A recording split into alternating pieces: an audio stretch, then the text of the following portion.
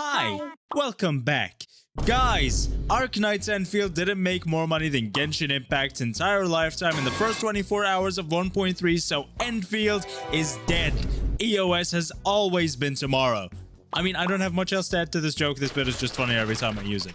It seems that every Endfield update there's a bunch of controversy around this game being either good or bad, and some people just can't accept that this is in fact a huge gacha game that isn't just going to EOS in 2 weeks.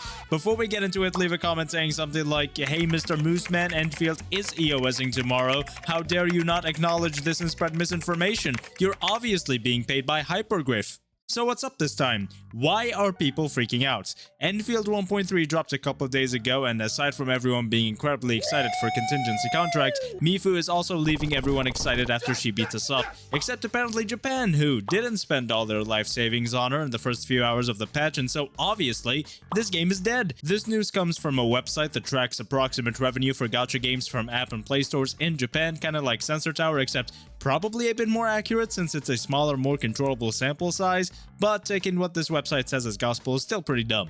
Anyway, it reported that Mifu's banner reported approximately 50 million yen, or around $312,000 in the first day of patch 1.3 from mobile stores, and the reason people are doom posting this is because it's only 60% of Gilberta's banner's first day mobile revenue. Now, I couldn't find any other first day revenue since the website updated its numbers, but we can look at lifetime revenue for all these banners. Lavatain made around 900 million yen in its lifetime, or around 5.5 million USD, and more or less each banner has made around half of that, with the exception of the rerun banner. Again, these are only in Japan and only on mobile, and remember that Endfield reports that 60 to 70% of their revenue is from PC and console, so the reasoning people have for freaking out about this is Gilberta didn't really have huge sales. In fact, she's the second lowest new character banner behind Yvonne, again excluding the rerun banner which made call. Mifu's banner having only 60% of Gilberta's first day revenue in Japanese mobile stores has some people worried and acting like they know all about economics and how Hypergriff has messed up the game. The biggest thing people are discussing, which I actually agree with, I just don't agree with their conclusion, is that patch 1.2 dragged on for way too long and killed a lot of the hype the game had. Patch 1.2 was 49 days long, and the last 2 to 3 weeks of the patch had absolutely zero content. The test area was the last thing we got, and the rest was just waiting for the next update. That's awfully unhealthy for the health of any gacha game, and as many of you Endfield players really like saying, "OMG, you're just unemployed, I have a job, this is nice not having any content," it's not about having 3 hours of content every single day, because only high schoolers, basement dwellers, or content creators have that time to spend on video games every single day. It's about having something to look forward to. And 1.2 had nothing except the next patch, which is 1.3. Although I definitely feel like people are way overestimating what the length of patch 1.2 did. And while I personally know some people who stopped logging into Endfield daily specifically because of how long patch 1.2 was, the majority of the player base does not care so much about this that they completely stop playing. If somebody wants to play Endfield, they're definitely gonna come back to patch 1.3, which is the biggest patch in the game so far and has the most condensed amount of content. Mifu isn't going to lose 40% revenue over Gilberta just because of this, even though it was a really bad choice to have the patch be any more than 42 days long. Now, another reason is most definitely that patch 1.2 was so incredibly long and only had one character, so people had a lot of time to save up their gacha currency. I know I definitely did, and if I couldn't get Mifu, I was going to pull the wallet out. This is most definitely a big reason, but there isn't really any other reason for why Mifu would have lower banner revenue, and that's exactly it. I don't think Mifu is going to have lower global banner revenue than any other character. This is most definitely just a Japan thing. It's very obvious how much everybody loves Mifu, even many people in Japan, although she's just relatively not as popular in Japan. There's an extremely simple metric to measure here. The official Japanese Endfield account posted Mifu and Camille after the 1.3 preview video dropped, as any social media account would, and the response from the JP community was insanely partial.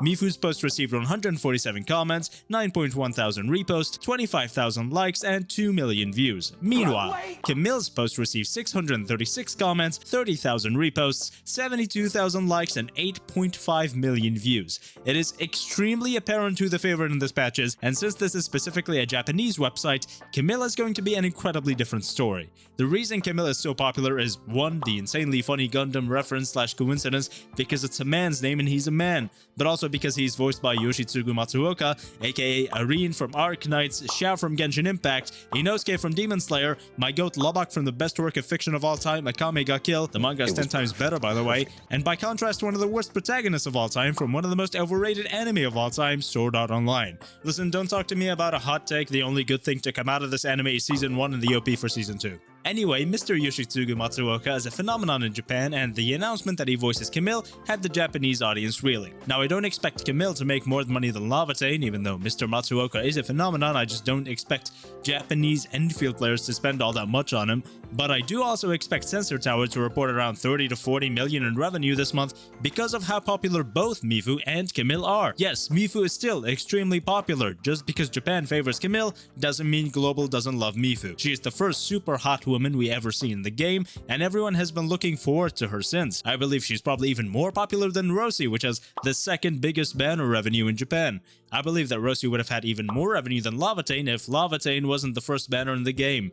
First banners just have a buff from everyone spending their first times on the game, like battle passes, monthly passes, and then of course players that just never spent again or quit the game, which is totally normal. So far, every month in this game has reported around 20 million on Sensor Tower, which in reality would be tens of millions more than that, as Sensor Tower severely underreports, and more than 60% of the game's revenue is from PC and console, except of course May, which reported only 5 million, but we'll talk about that soon. Japan's version of Sensor Tower probably also severely underreports, but hey, if I see a lower number and it doesn't align with my agenda, I must doompost and maintain the superiority complex of my game. But when my game reports lower numbers, Sensor Tower sucks and spreads misinformation. What are you on about?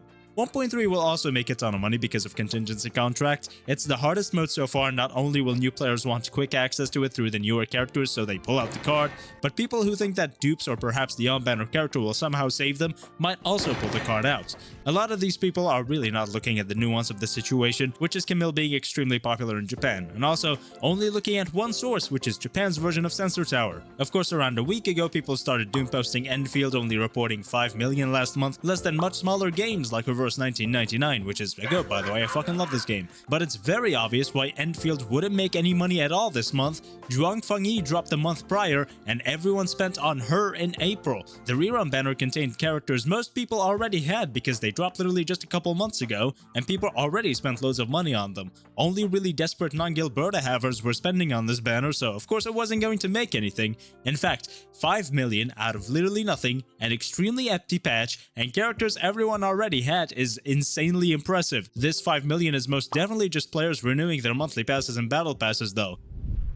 So that's it. Endfield is fine. It's not gonna EOS. Even though EOS is tomorrow never comes apparently. That's a doomposter mindset. Reminder that Endfield had one of the biggest gacha launches of all time, perhaps the second, but Honkai Star Rail didn't report its overall first month revenue, so it's a battle between the two.